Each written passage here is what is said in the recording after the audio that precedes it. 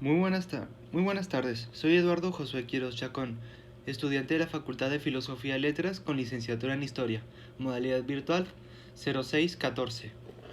El día de hoy voy a hablar de la historia de la sociedad Yeoman, de 1630 a 1700.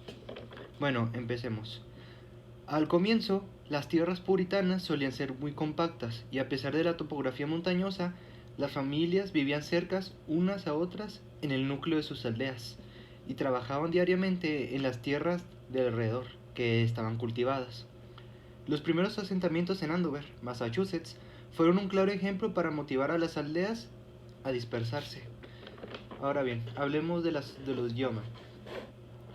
Al rechazar el sistema feudalizado europeo, muchos puritanos provenientes de la Anglia del Este escaparon de su tierra en búsqueda de asentamientos sin un gobierno aristocrático y opresivo, y lo que los conllevó a que los asentados de Massachusetts les ordenaran a formar colonias propias y les otorgaron títulos a cada pueblo o por grupo, y los propietarios que contribuyeran a las tierras o a los líderes familiares.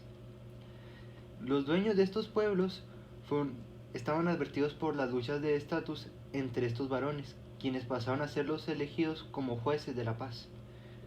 Y esto propició a estas familias a que recibieran una proporción y el derecho al voto por parte de estos individuos de forma directa en la sede de su gobierno.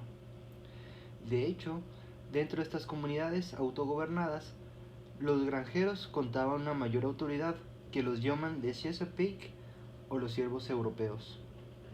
¿Mayor autoridad? ¿De qué se está hablando?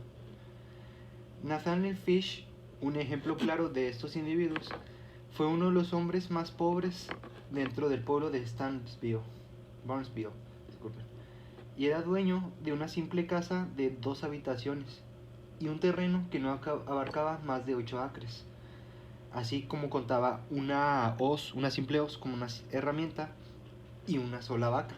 No tenía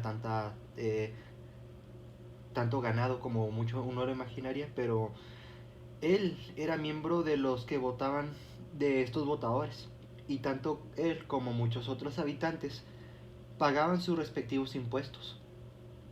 Se promulgaban actividades impuestas por el propio gobierno, así como la construcción de caminos o el uso de los terrenos comunes. Esto quiere decir administrar y otorgar una cierta cantidad de tierra a un pueblo, es decir, seleccionar una familia para decir, ustedes familia de tal van a dominar un pueblo de tal en esta zona, ustedes van a dominar otro pueblo de tal en una zona un poco más lejana o así, etc.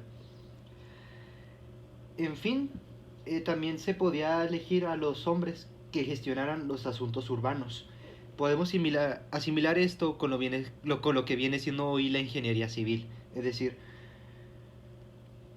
con lo que acabamos de mencionar ahorita. Y en estos granjeros, que eran los dueños, podrían elegir a los representantes de su pueblo en la corte general. Y esto aparentaba darle menos fuerza a la supuesta figura autoritaria que debería tener el gobernador de cada una de esas regiones.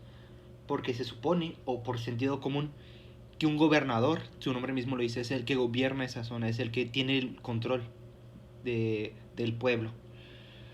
Pero como hemos podido pues ver, los yeoman tenían una sociedad más bien independiente, tenían un mayor privilegio aún a pesar de ser campesinos.